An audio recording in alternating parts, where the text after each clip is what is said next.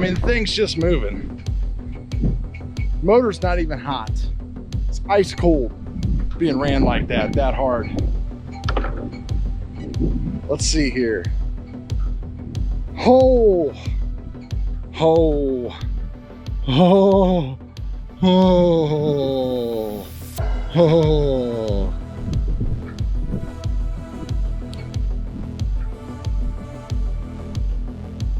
Do you see what I see? Do you see that? Do you see that?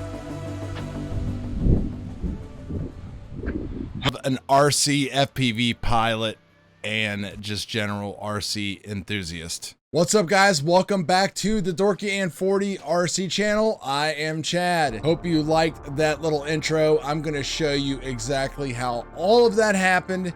If you haven't seen the whole setup that we're running now with the castle system and everything else, I'm going to put a link up here.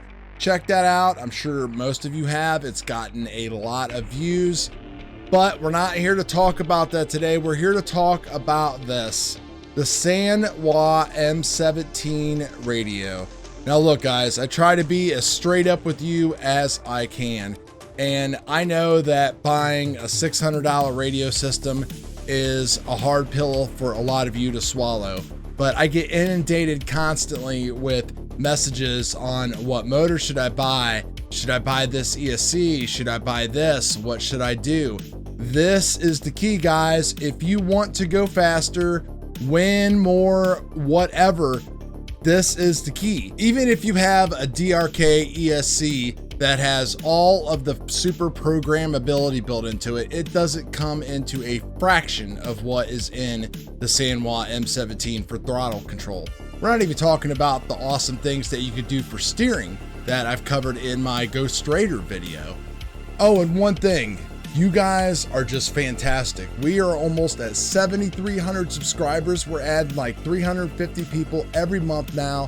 The content analytics are great. You guys are watching the videos. The interaction, the community is great. I see people talking to each other, commenting, all that stuff.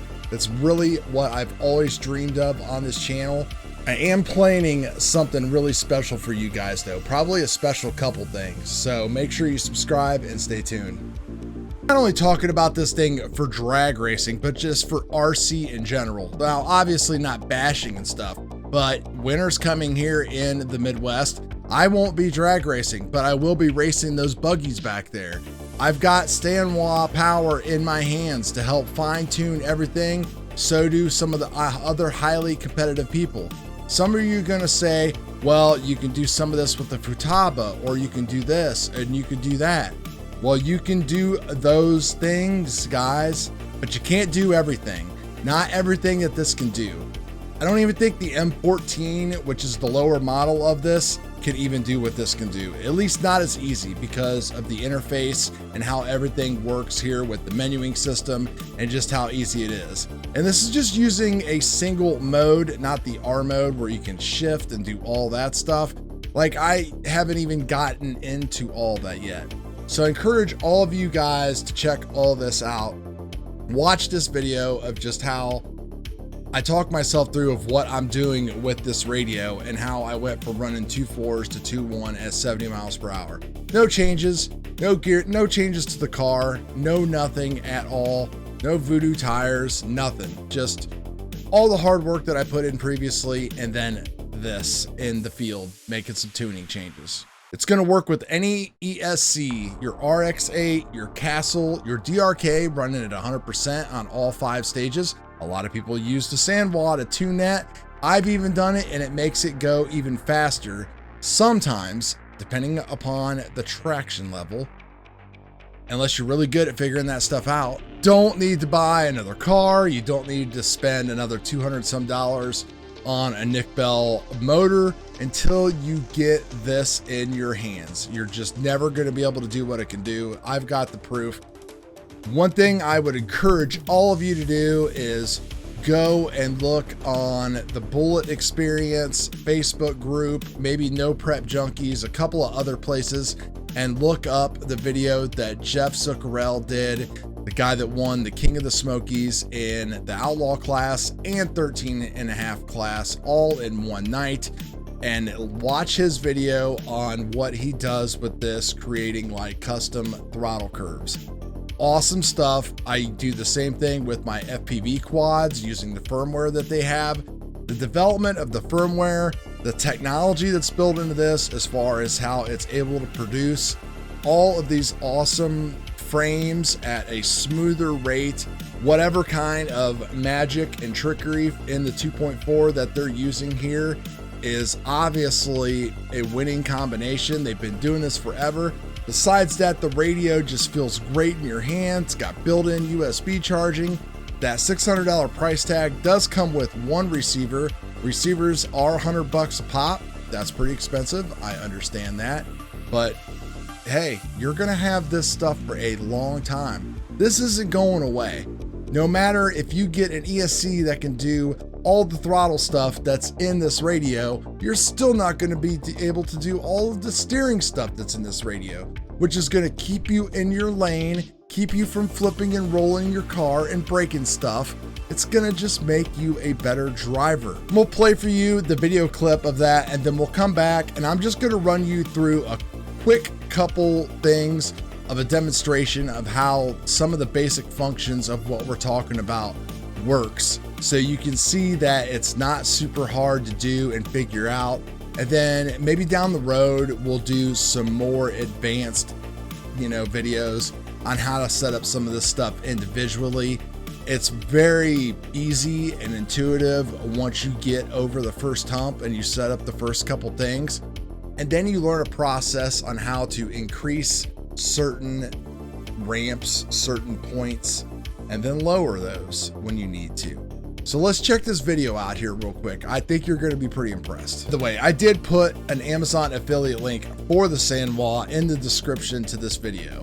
There's other stuff there as well. If you want to make a contribution to the channel, just click on one of those links and pick something up off of Amazon, and I will get a small commission for it. If you think I'm doing a good job here and you would like to help out with editing costs or whatever, there's also a PayPal me link. You can donate whatever you would feel like to the channel. And believe me, all the money goes back into the channel. It doesn't go into like buying this stuff or anything. I mean, that's why I work 60 hours a week as an engineer in a hospital. We've got a cash days going on tomorrow, so I'm trying to get in a little bit of testing today and tomorrow on the Castle System breakout chassis. Now, if you didn't see what I've done with this, you need to go and check out the video. I'll link it up here. Complete overview tutorial about the Castle. Ran my fastest ET ever at a 2.21. So the goal today is to see if we can keep it there. Just because I ran it once doesn't mean I can ran it again. I ran 2.3s consecutively, so that was great. We've got so much headroom to go in the radio and the ESC with timing, and we can even play with gearing too. I've never been in a situation where I've had so many extra tools in the toolbox. But we're gonna start off with a nice, smooth, easy ride, just like last night. We're gonna do like a 96 ramp, no curve or anything like that at all. We're gonna see if we can lay down like one of those 2-3 runs around 64, 65 miles per hour. Then if we can do that, I know we are in good shape. We're gonna try some things with the Jeff Zuccarello throttle curve, doing a custom curve, kind of like I used to do on my FPV quads. Really awesome to see. I wanna play with that. And of course, we want to grab data. That is the best thing about the Castle. We're gonna have all of these logs to look at. We can see where our RPMs are at certain ranges. We can see what the voltage was doing at those ranges. So many tuning things. And the thing that's great is I can just keep running it and running it and running it, and it's gonna keep an entire log. I can break it down and look at each session. I don't have to hook up to the laptop every time. It's just fantastic. I did go and pick up the Castle B-Link, which is their Bluetooth interface, to make changes. Now, I don't really know how much I'll use this. I did see though that it's a little bit easier to change your actual timing range of RPMs for cheat mode with this. So we're gonna try that out maybe and see if that would work. I'd like to kind of have a little bit more fine tuning ability over that range. Got the front bumper replaced, everything's back and mounted up. About the only thing I haven't done here is I have not scaled the car to see what the weight is doing. Really don't care at this point. Refilled the tires, they're prepped and warming. I did get some extra servo mounts here so I can put some extended body posts on the back here to push out on the body so we're not getting any body flex back there. We do have a new body. I remounted the wing in a different position, so we should be good to go. Should definitely be in a better position than we were last night, so I don't see why we can't run the same or better times. So let's do it. I mean, come on guys, off the trailer hit 231 at 63 miles per hour. Boy, just can't beat that. Looks like we kind of topped out a little bit at the very top there, which is fine. We'll take a look at that in the logs again and see what we can do. But man, just a nice smooth hit. All right, before we get too far into the weeds here, I just want to see if it'll take the 95 ramp again. So we basically have the exact same settings in it as last night that gave us our 221. Some wheel spin there. Didn't look like it really liked it. 245 at 64. So we need to do a couple things. We need to either improve on the 96 ramp, or we need to ramp in the 95 a little bit easier. I think improving the 96 ramp right now by trying to add in some timing will be a little bit more beneficial for us.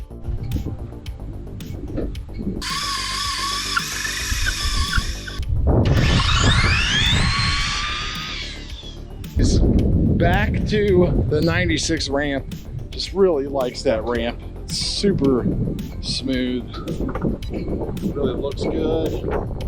Let's see what we ran. Wow, a 231 at 70 miles an hour. That is incredible. First time I've ever hit 70 miles an hour.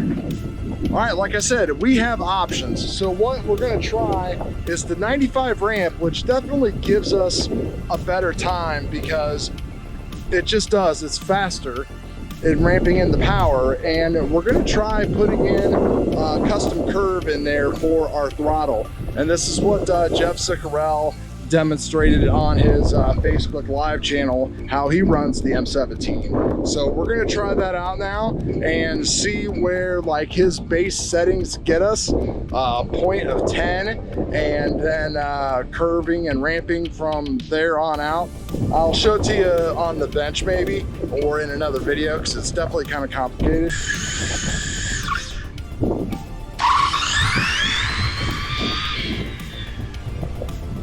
All right, well, with the custom curve, we did the same thing. 231 at 70 miles per hour.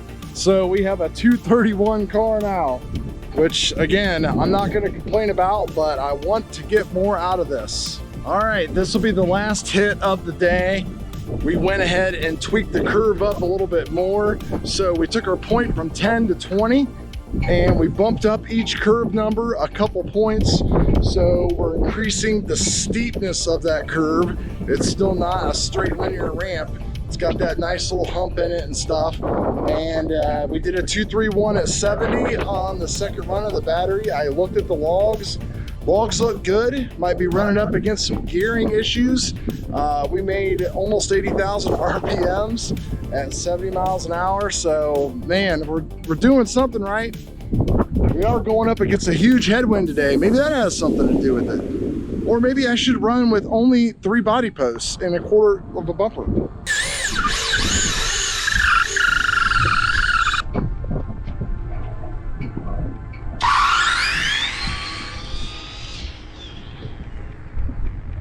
I mean, thing's just moving. Motor's not even hot. It's ice cold being ran like that hard. Let's see here. Oh, oh, oh, oh, oh.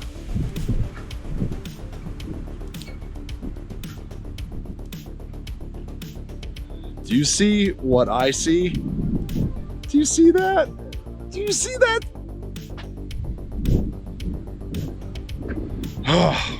First thing, totally apologize for the wind noise. I filtered it as well as I could, but I wanted you guys to see everything was going on in the moment. Second thing, I did increase my timing. I maxed the timing out, like I think a couple runs into it, because I cut out a lot of the runs. They were all like 2.3s, 2.27s, things like that.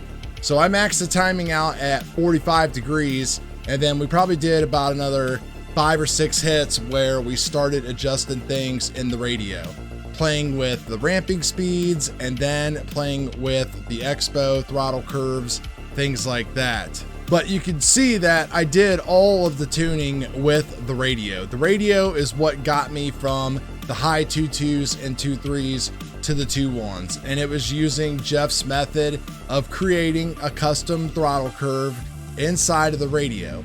Now I know you could do this in some other radios, but I go back to what I said in the beginning. It's the smoothest of the frame times that are coming in here. However, they are transmitting to the receiver and getting that information to the ESC. We know that this is extremely low latency. We know that they're packing a lot of information in there, what kind of check codes they use and stuff like that. Who knows? It's all proprietary. There's no way to log this stuff. In FPV, we can actually log the RC signal itself, and we compare that to the PID loop, and then we can make sure that we tame the PID loop in certain areas in order to match the commanded RC signal. And that's what creates the best amount of information and the best frames. So basically smoothness, so things aren't overshooting and undershooting, and we get the performance that we want. Now, obviously that's going on in here. I really wish there was a way to like capture the frames and look at these things. I bet it's just amazing. It would probably be a cool thing to dork out on. I have seen some Spectrum stuff, but only from the air. I've never seen any Spectrum ground stuff. Spectrum radios are not the fastest, but their frame times are very consistent. Your cheaper radios definitely will have a more variable frame time, where one frame of information might be, this is totally weird, you know, don't even pay attention to these numbers, but it might be 2 milliseconds. The next frame might be 5. The next frame might be 2. The next frame might be 3. You kind of see where I'm getting.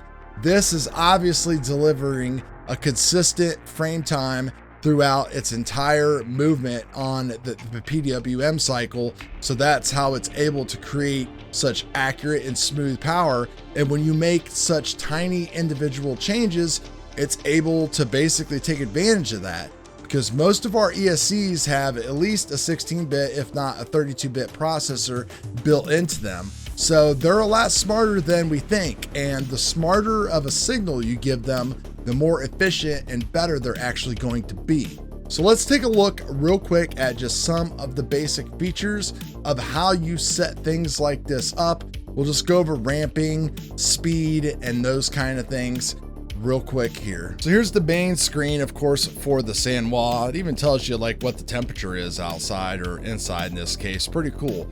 So look where it says throttle, and I am going to pull my throttle, and you see exactly what happens. Then when I let it go, you see how fast it goes back to 0.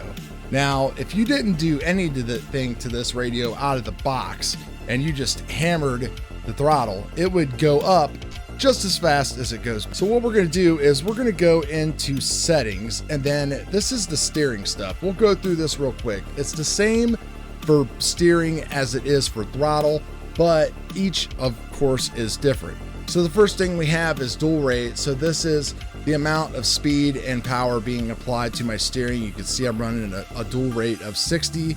Here's the actual speed stuff. Now this is where things get, you know, a little interesting on the Sanwa. The first thing we talk about is point, in and out. Out basically is on the trigger pull at the beginning, in is the opposite.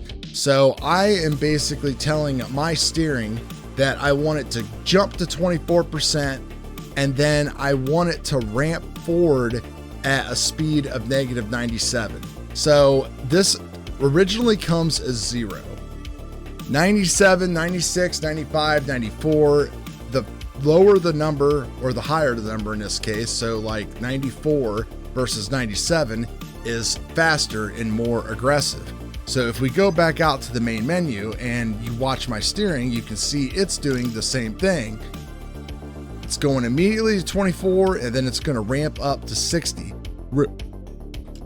real nice and smooth, and then I can go back and forth, got the return, everything like that.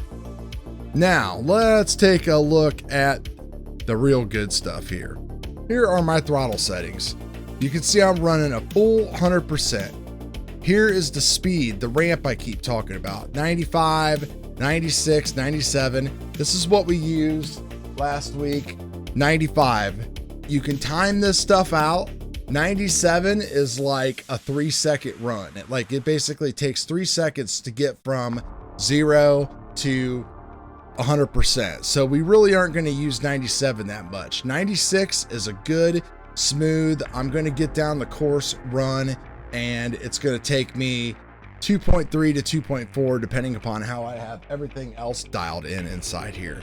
The point, without going into the craziness of the throttle curves, most people are generally going to set their point at like 20, 25, or 30.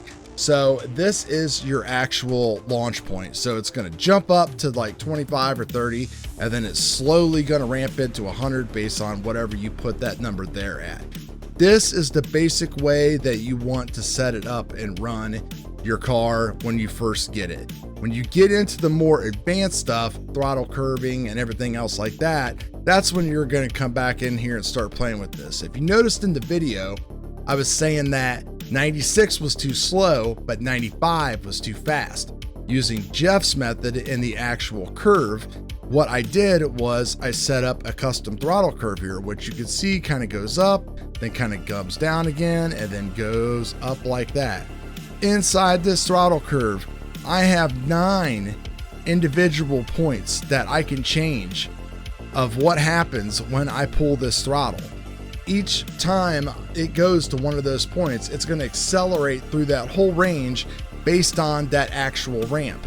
And then it's going to actually start at this point right here. So I can tell it that I want it to start ramping at 10%, 20%, so on and so forth. Jeff recommends that if you're on a surface someday and you're just rocking and rolling and you have to increase your point up to like 20, 25, that then what you need to do is you need to apply it faster and then go back down on your point to like 1, 2, 3, work yourself back up. Super simple once you get it in your hands and you start play with it, but ultimately just so powerful. So that is it for this video, guys. Testing is going to continue here this week. It actually feels good that I know what I got in my car and I don't really need to make any changes to it at all. Gonna clean it up a little bit, get my tires real nice, ready for the list race and cash race this weekend. By the way, the cash days last week did not go very well. The surface was incredibly slick. It was covered with like goose dong that we cleaned and all kinds of stuff, but it just was real tough. I had a hard time. Now I had to go the opposite way, and I had to figure out actually how to make that 97 and 96 ramp work for me and try to find the power curve. By the time I found the power curve and the right tire pipe setup, it was just too late. I got up against somebody and that's all she wrote. So there'll be a lot more with this remote, guys, a lot. So make sure you stick around to the channel. Peace.